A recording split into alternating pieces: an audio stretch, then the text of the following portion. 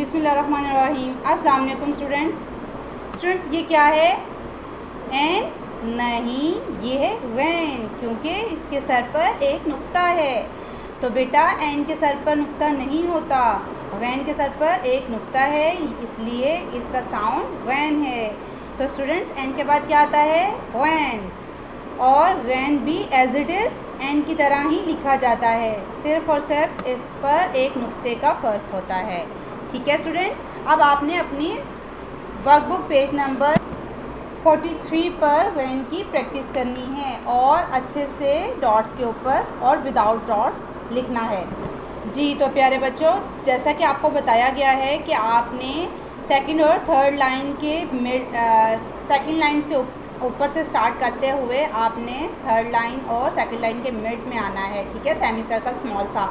Then आपने इसको थोड़ा सा स्लांट लेके जाना है और फिर आपने बैक की तरफ आना है और बेटा आपने इसको फोर्थ लाइन से टच करते हुए फोर्थ लाइन से ऊपर थर्ड लाइन तक लेकर जाना है।